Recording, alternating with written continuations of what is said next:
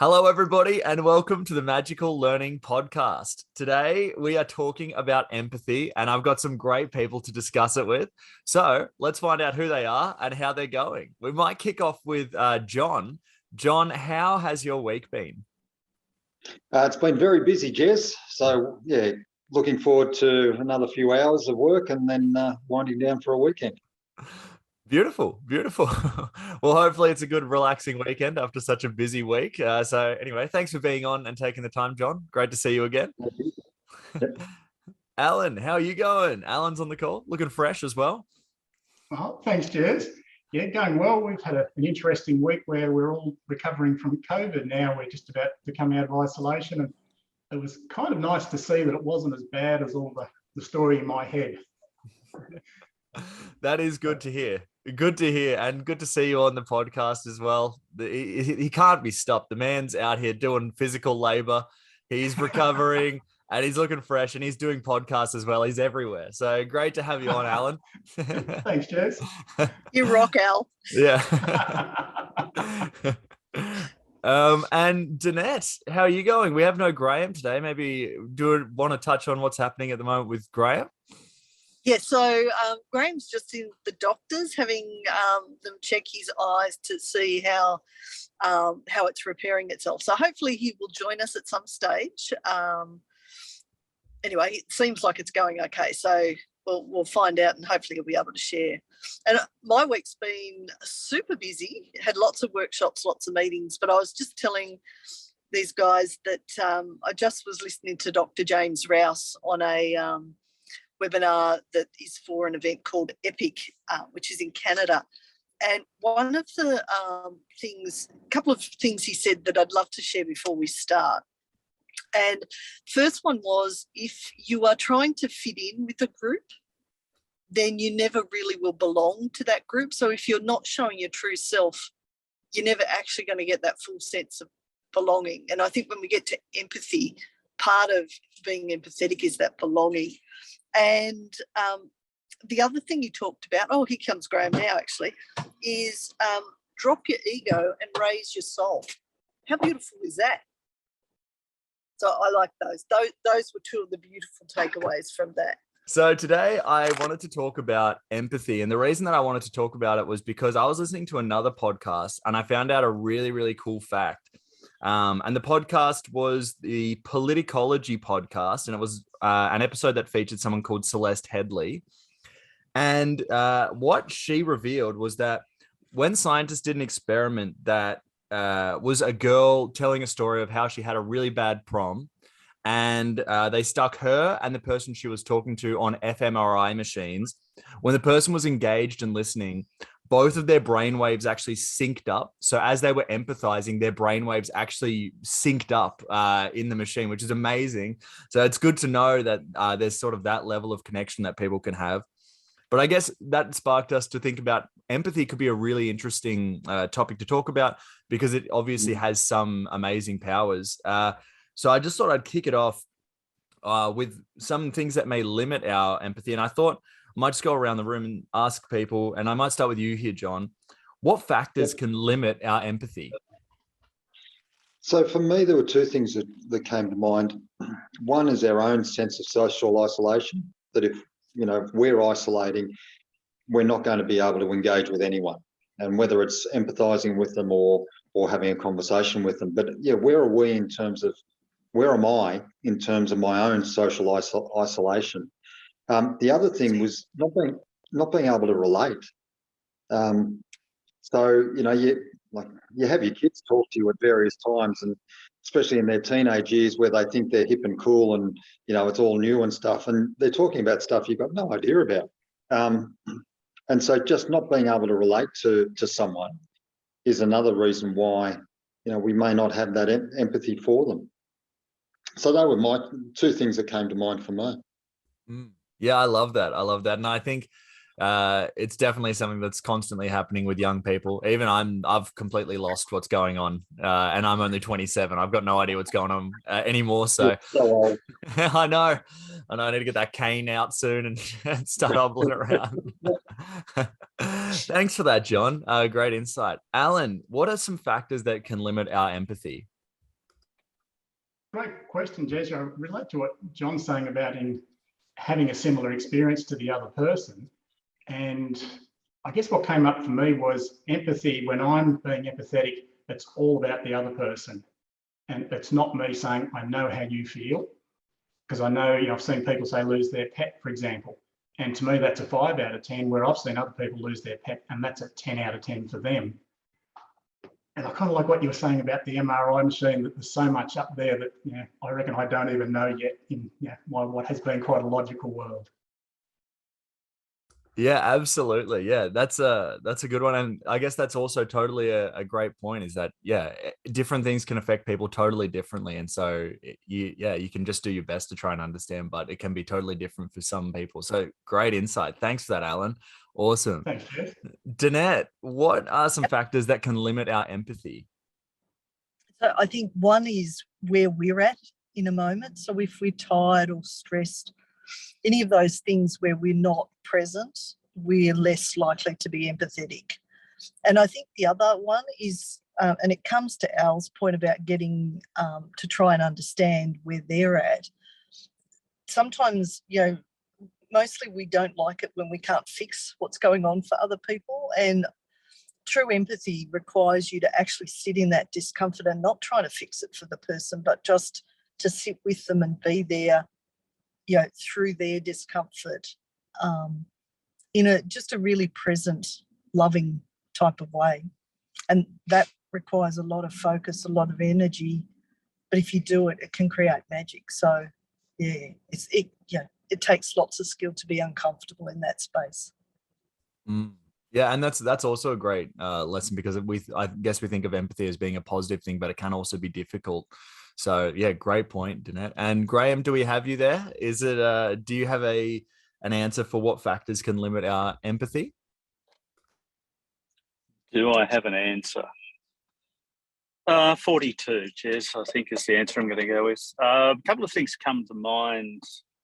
One is unconscious bias, which I think is that sometimes it's just having perceptions of others that can prevent that connection.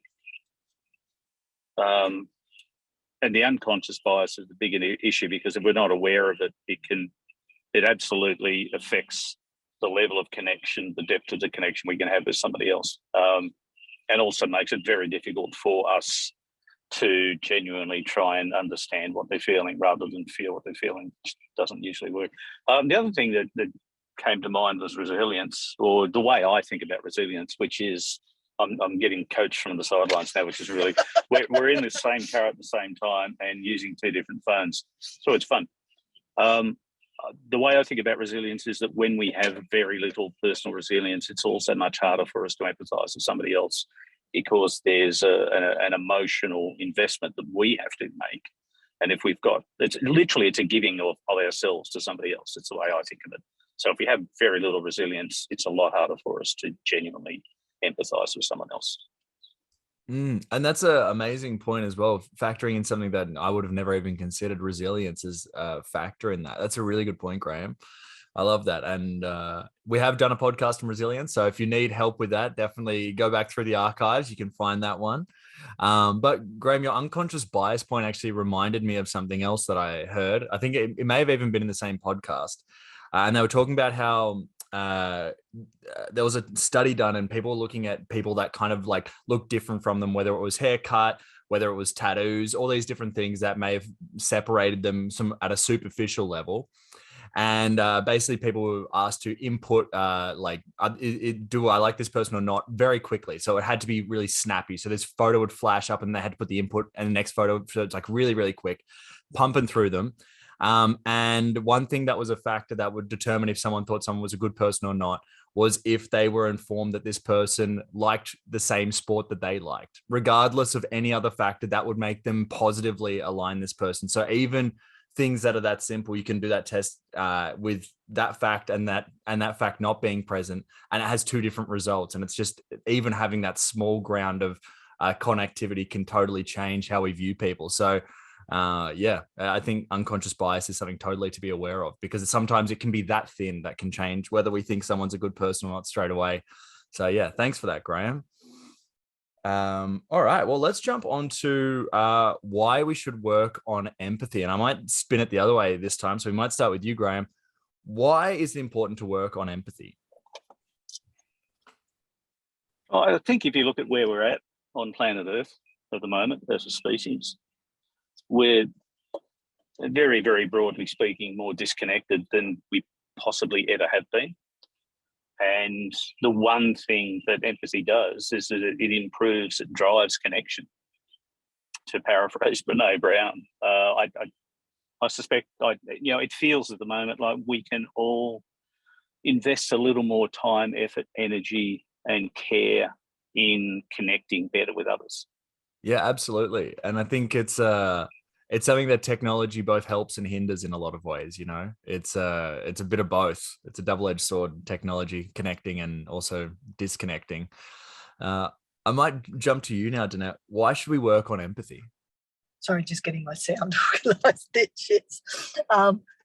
So, on sort of going on from Grahame's point, that when we're empathetic with another person, we build that really rich, deep connection, particularly if they're going through something difficult, for them to know that they've got a safe space, that someone will sit with them in that discomfort, not judge them, not try to fix them, but just be there for them. And, in this world where we're so disconnected, that is such a human need to have that connection, as Grahame said. So I think, you can't change the world by changing everyone, but you can start by, sitting with someone who needs you to sit there and be present with them. And that has a beautiful ripple effect. So I think from that perspective, it is such a beautiful skill to learn. And I love the brain science you talked about before, Jez, about how we then sync and get each other, but we get each other at that much more deeper and more emotional level, which is, again, a beautiful thing in this really busy world. Great question. Yeah, and actually you've reminded me of another thing I think I also heard in that podcast, which is about the disconnection as well, and sitting and listening with people, is that they were talking about the difference between text just being on a page and someone's talking and saying the exact same thing. The difference that makes in empathy is huge, because when it's just text, our brain doesn't necessarily recognize it as human. It just recognizes it as a bit of information. Whereas if someone just reads the exact same thing, it adds a human element, and it can totally change how people receive that information. So that's why sometimes the internet can get a bit wild with so much text-based conversation, but we tend to have better conversations in these sort of podcast forums, which I'm also very thankful for, because I love having these chats with everyone. So thanks for that, Danette. Great stuff. Alan, why should we work on empathy? Thanks, Jess. I love what Grahame was saying about resilience and building that muscle. To me, that's the first thing that really stood out. As we said in that resilience podcast, resilience is not built on the day when we need it. It's built up slowly over time. And what I'm seeing is, once we've got that muscle, we can have so much better relationships. We don't lose it with someone at work and then wonder why people won't stay with us, or our partner leaves us and we wonder why. We've built that muscle so we can empathise with the people around us and stick together in the long run. That's a really good point. I love how you fleshed out that resilience bit and brought back the other episode. That's awesome, Alan. Yeah, thanks for that. That was a beautiful summary of that resilience podcast. If you don't have the time to go through it, I think that was excellent, Alan. Thanks so much for that one. Thanks, Jess. No problem. John, why should we work on our empathy? Empathy, to me, being able to empathise with someone promotes a helping type of behaviour. And I, very much what Grahame was saying about the social connectedness, and yourself and the others have said about, technology is fantastic, but it disjoints us. Whereas you have that human conversation, you're more likely to engage and you're more likely to help someone. You learn a bit more about them, you become knowledgeable about what they've gone through, or some of what they've gone through. You're more likely to step up and say, how can I help? And it's, Danette talked about, it's not fixing things for others, but it's asking that question of what can I do? And it may be nothing, but what can I do in this situation for you to to actually want to get to know you a bit better. I love that. That's so true. And I think that that's also such an important part, is sometimes doing nothing actually is quite helpful, but you can only know by asking. And I love that, just sort of, having that better understanding of different things that can be helpful. And I think just off the back of that as well, it also can create better conversations as well, and you can find out more stuff. So great insights, everybody. This has been such a good chat already. I'm loving it. All right, let's jump into our final question here, which is, what makes empathy so powerful? And I might start with you here, John. What makes empathy so powerful? It creates that human connection. So, it's that checking in with people. It's that engaging with them on a very different level. It's not a surface level. You're starting to go deeper into, your interaction with them, your relationship with them. And that makes it very powerful, that you're actually getting to know someone. Or you're empathizing with them. You'll be able to sit with them while they go through something, and that's a very powerful thing. Sharing that with other people. Yeah, I love that as well, because you're so right. It's that deeper connection. It's taking conversations from just informational to finding out about someone else in a conversation. And I think, you're right. That is so powerful. So thanks for that, John. Awesome. Alan, what makes empathy so powerful? I think John answered the question beautifully there for what was in my mind. Listening to John, I'm picturing it breaks that wall down. And it kind of goes back to what Danette was saying before. When that wall comes down, that is really scary.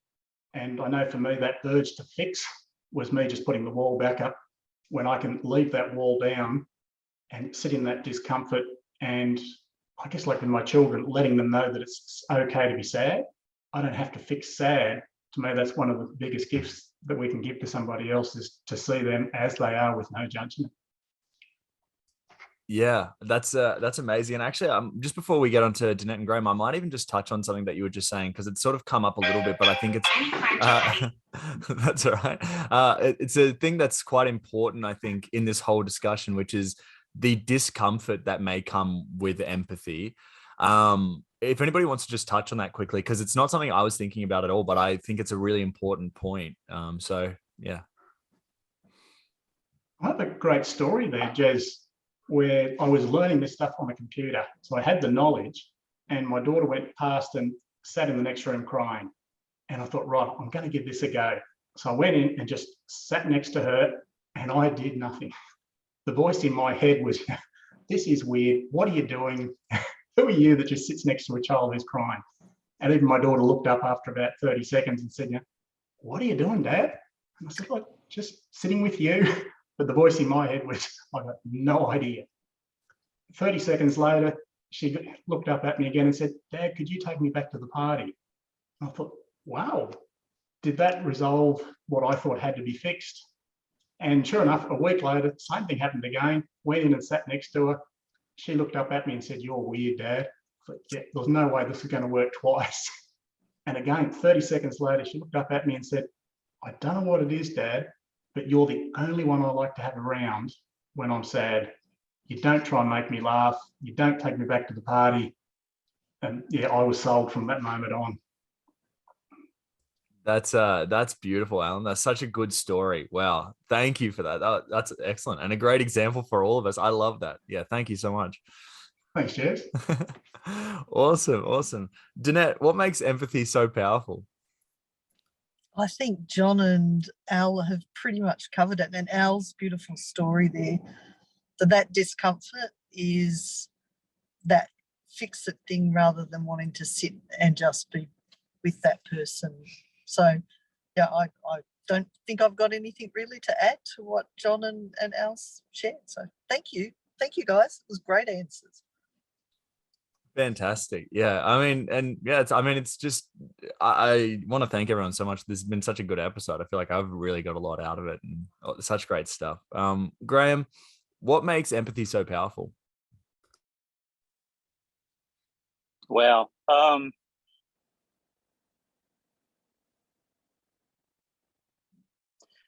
So John, Al, Danette, thank you.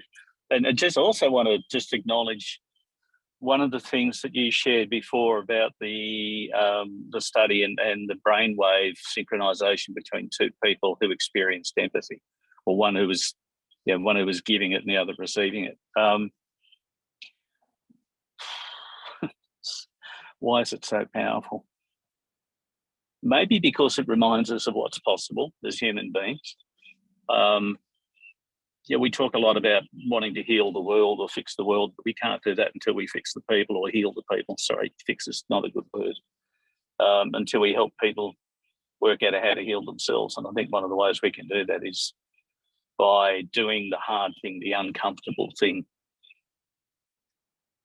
And I've actually got nothing. I'm just rambling now. I think there's been a lot of really, really wise things said already. The only thing just to throw something into the mix was a quote from Margaret Mead that was, never doubt that a small group of concerned citizens can change the world, because it's the only thing that ever has. And that sort of goes back to Danette's point before about, we don't have to save everybody or fix everybody or heal everybody. In fact, we can't do that. All we can do is just make a conscious choice to show up differently with one other human being, just once. And that's a start. Yeah, I love that. And I think that sort of highlights the key point that I'm taking away, at least, which is how much being empathetic is it's uncomfortable for the person that may be doing it in the short run, but it has a longer term positive effect on both you and the other person.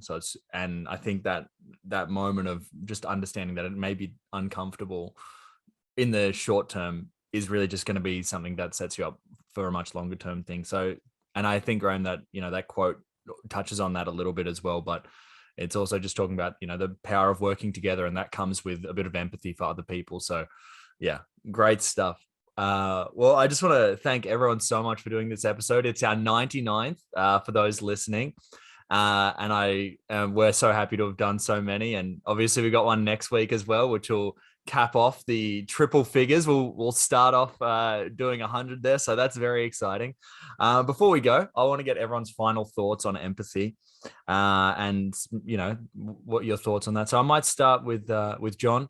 What are your final thoughts on empathy? To be able to empathise with someone, or you've got to let your guard down.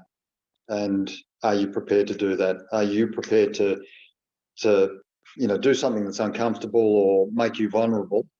And that's a big question. But the social connectedness, it leads to so many better outcomes if you can do that for someone.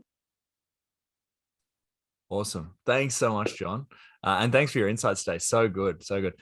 Alan. Thanks, Jeff. No problem at all. Alan, what are your final thoughts on empathy? Yeah, I guess my picture is it's like going to the gym. If we don't do the hard work and get a bit uncomfortable, we're going to stay where we are. And like John was saying, when we do that work, that's when we build those connections which are vital for us as human beings. Awesome. Yeah, thanks for that as well. Yeah, it's something they have to keep working on. I love that as a little tip as well. So thanks for that, Alan. Danette, final thoughts on empathy? So I think it's the greatest gift you can give yourself and another human being. And in that space, we see each other without all of the walls that everyone was talking about. So that's such a sacred space. And if we want a better world, the more empathetic we can all learn to be, the better we're all going to feel. And the ripple effects from that would be amazing. So great topic, Jez, and awesome conversation, everyone. Thank you so much. Yeah, I agree. And thank you so much for that, Danette. It's such a good one. And Grahame, final thoughts on empathy? Just how do you summarize all of that? Wow.